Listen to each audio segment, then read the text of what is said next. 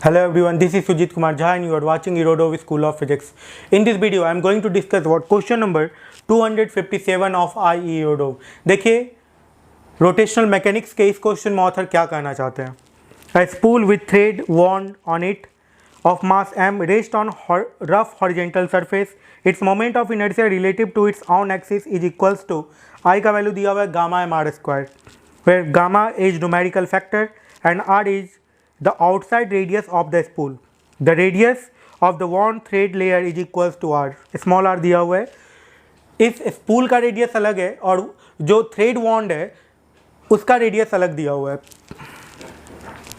The spool is pulled without sliding by a thread with a constant force F, capital F, directed at an angle alpha to the horizontal. Find the projection of the acceleration vector of the spool axis on the x-axis. ठीक है. और second में कर है the work performed by the force F during the first t second after the beginning of motion. देखिए सबसे पहली बात, इस स्पूल पर जो फोर्स लगाया जा रहा है वो एक्चुअली इंक्लाइंड है. ठीक है, ये स्पूल पर जो फोर्स लगाया जा रहा है, क्वेश्चन में क्या कहा जा रहा है. सबसे पहली बात, क्वेश्चन आपको समझना है कि क्वेश्चन में जो कहा जा रहा है, बहुत सारे स्टूडेंट को इस क्वेश्चन को समझने में परेशानी आती है. ठीक है, फोर्स इस पे ऐसे लगाया जा रहा है F, जो कि यहाँ से अल्फा एंगल पे है और ये एक हॉरिजेंटल सरफेस पे ये स्पूल रखा हुआ है. ठीक है, तो फोर्स तो परपेंडिकुलर ही होगा इसके कांटेक्ट से. ठीक है, तो फोर्स का torque F into small R ही होना है. ये स्मॉल आर दिया हुआ है, ये कैपिटल आर दिया हुआ है. ठीक है, तो वो F इंटू स्मॉल आर ही होना है. ओके, और इस केस में ये इस तरफ रोटेट करेगा, ऐसे रोटेट करेगा, है ना, ऐसे रोटेट करेगा. ठीक है, ऐसे रोटेट करेगा तो इसका जो ये वाला जो पॉइंट है वो इस डायरेक्शन में जाएगा, तो निश्चित तौर पे फ्रिक्शन पीछे के डायरेक्शन में होगा. और ये चूंकि ऐसे रोटेट करेगा तो इसका एक्सेलेरेशन भी इस डायरेक्शन में होगा, एक्सेलेरेशन भी इस तरफ होना है. ठीक है, तो क्वेश्चन में जो फर्स्ट कहा जा रहा है the projection of the acceleration vector of the spool axis on the x axis. तो ये एक्सेलेरेशन तो हॉरिजेंटल ही होगा, इसका कोई कंपोनेंट चाहिए नहीं क्योंकि ये तो हॉरिजेंटल ही हो रहा है ऑलरेडी. ठीक है, तो ए का वैल्यू कैलकुलेट करना है. तो देखिए फोर्स का जो टॉर्क होगा, जो फोर्स टॉर्क अप्लाई करेगा वो F इंटू स्मॉल आर हो जाएगा, और फ्रिक्शन जो टॉर्क अप्लाई करेगा वो इस तरफ होगा जो अपोजिट डायरेक्शन में होगा, जो कि स्मॉल होगा, क्योंकि जिधर फोर्स लगा रहा है उधर ही ये रोटेट करेगा, इस डायरेक्शन में जाएगा. तो ये minus friction into capital R हो जाएगा, and that is equals to what, I alpha. I alpha, I का वैल्यू कितना दिया है, gamma M R square, small M दिया हुआ है इसका, small gamma M R square into alpha. ठीक है, कुछ ऐसा आएगा. फर्स्ट इक्वेशन कुछ ऐसा आएगा. अब आगे बढ़ते हैं. देखिए सेकेंड इक्वेशन जो है वो डायनेमिक इक्वेशन बनेगा.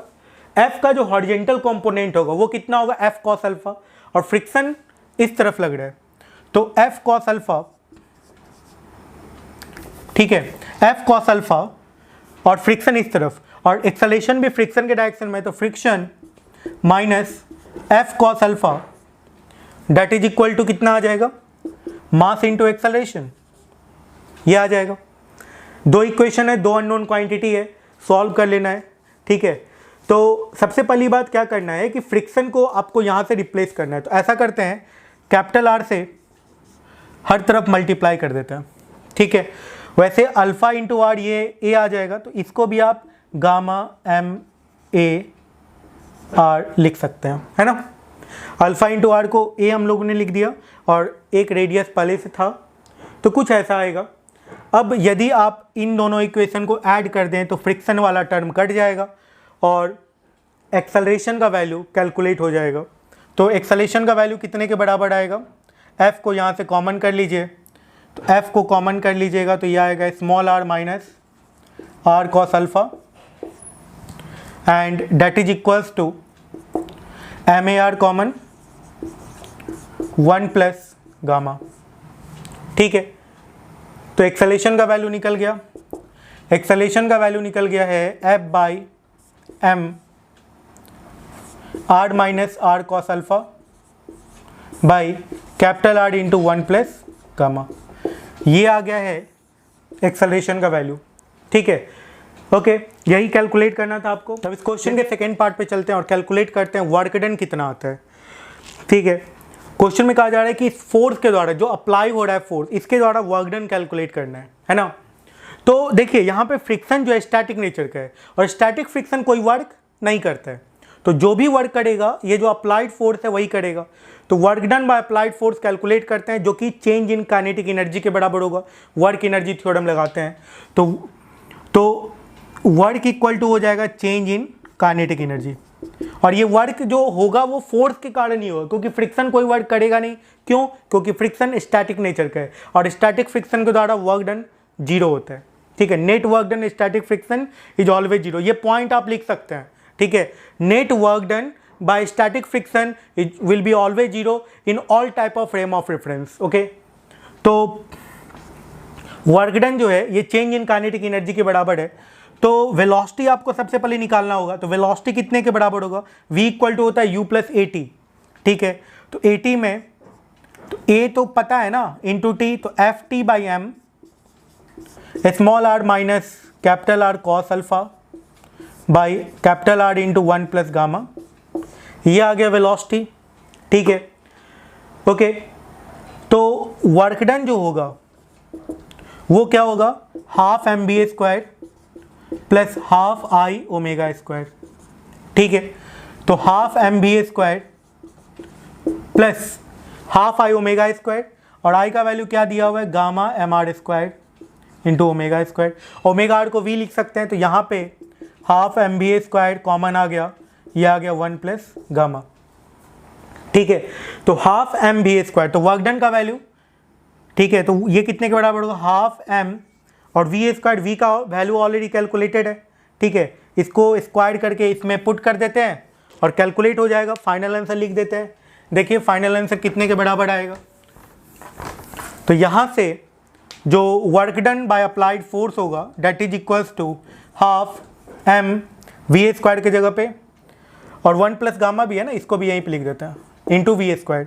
वी स्क्वायर की जगह पे क्या हो जाएगा?